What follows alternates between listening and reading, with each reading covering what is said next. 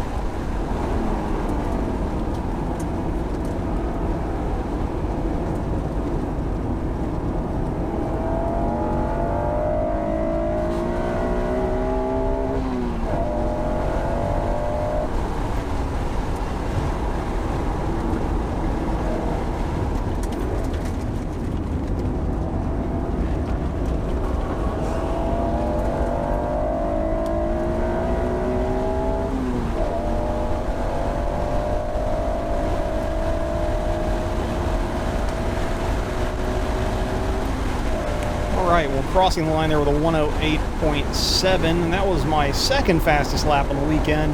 The quickest was only 0.2 quicker, so we aren't really giving up too much in respect to demonstrating what I managed to get up to speed-wise on the weekend. I mostly did everything that I kind of wanted to do on that lap pretty correctly. Again, this is still only the third session, so I'm going to be a little bit inconsistent in places with my car placement because I was still kind of trying to, experiment and see if I could find any time anywhere else or find a way that felt better of doing some turns. But as for a few things to watch out for, let's cover that on this next lap. And the first thing we're going to talk about then is this actually the last turn here. This was fairly gritty. Now, obviously, if they resurface the track, you can see the Corvette there kind of getting a little bit squirrely because there were some marbles offline. And you can hear the little, pebbles and stuff in my wheel wells there coming off of that turn. And I was trying to make sure that I had the wheel pointed straight before I really got on the gas there at all, so as to not lose the rear end in any kind of loose surface. And then coming into turn one, I think I'm doing this probably more correctly this time because I was slowed down and able to. But you do want to kind of enter turn one mid-track, and it is kind of bumpy. So if you have real stiff suspension, you kind of want to, approach that one a little slowly as you get your way up to speed. And then here again on the infield, as we see some kind of kicked up there. On this trip, they had not gotten the turf and their sod there completely grown back in to control the soil or sandy soil layer there. So as there had been some weather the day before and some sand had washed onto the surface. So if you visit there 2020 or maybe shortly thereafter, especially in the drier months, just kind of pay attention to that. They did a pretty good job of keeping the track clean throughout the weekend, so there was never really any big issues with stuff on the track. But it's worth paying attention to because people will drive, offline and kind of kick things up here and there. So we go by a friendly gentleman we talked to in that Cayman, and then come up on his. I think they were here together, his friend in the S2000 here. So now for something completely different. We haven't tried this on the channel before. We're going to break down a lap of Rockingham's road course, turn by turn, piece by piece. We're going to pause along the way to point out some reference points, car placement notes, and a few other things, and maybe some potential hazards to look out for along the way. Starting out here, we are coming up on our lap, crossing the start-finish line mid-track, and then looking up towards the wall. We're going to kind of continue straight from this point. Let the car track out towards the towards the wall. I'm going to say that a few times. Just get used to it. Towards the wall here, as we're so it allows us to kind of adjust our speed in a straight line. Now, I was lifting coming into this. Probably shouldn't talk speed because it's going to vary a lot by car. But I was entering right around 100 miles an hour, kind of bleeding down to mid-90s by the time I got back on the gas towards the end. Coming up here, you can pause there, and you will see the gate off to the right. And then there's also a little dimple in the wall a little bit further up. That's kind of where I was timing my turn in. That may be a little bit early. You maybe want to start thinking about it as you pass the gate, so you're actually turning in where the dimple in the wall is. It's actually not a dimple in the wall. It's where the concrete changes to the safer barrier. As we cross that, we're going to come down here, and I also want to make a point that I have not just gone all the way to the bottom of the track immediately. I'm going to hold it at about mid-track here. You can see kind of if you want to have like lanes, kind of judging by the crack, I'm kind of halfway between the first and the second lane by this point, having kind of blended in. And we're going to keep that kind of slow progress to the inside going until we get to here. You can see this concrete patch. Again, some of these reference points may go away as you, or if they resurface the track. So also pay attention. I think this is just past when the pit wall ends as well. It's probably something a little bit less likely to change position, but you know, mileage may vary. Just make sure that you know, expectations match reality before you go taking this as gospel when you show up to the track. But as I was crossing this concrete patch, this is where I was starting to kind of my trigger point to start opening my hands and getting back full throttle in fourth gear in my car, and then tracking out towards the wall. You're going to get kind of as close as you're comfortable with. And you're going to start looking for another gate and a light about here. At this point is when I'm starting to think about angling myself. I'm still not coming off the gas yet, but I'm going to angle myself and set myself up for my braking zone here, kind of turning in towards the entry, the opening in the wall to go into the infield here. And you'll see what I'm talking about momentarily as I turn in, kind of point towards here, about right here. You can see this is kind of where I've done all my hard braking. And it's nice at this point because you do have several escape options if you discovered you don't have brakes. Your steering angle isn't so much so that you're going to invariably hit something hard. You can kind of have an easy out to the right here where you can just sort of coast around the rest of the oval. That was kind of the agreed upon. If you don't have brakes turning into the infield, do that. That's the the contingency plan there. But as we get on in here under our braking zone, we're going to see me continue braking in a straight line and then start to turn in with a little bit of trail braking until we get to about right here, where we're going to kind of turn in earnest. We're going to use our right side wheels, right side tires as close as we can to that little curbing out there before we turn in earnest, because this is a real late apex. Now, you see coming around here, you will want to avoid any sand. Kind of watch out for sand on the inside. And then you're going to clip this apex here, and then continue to track out until you get to about here.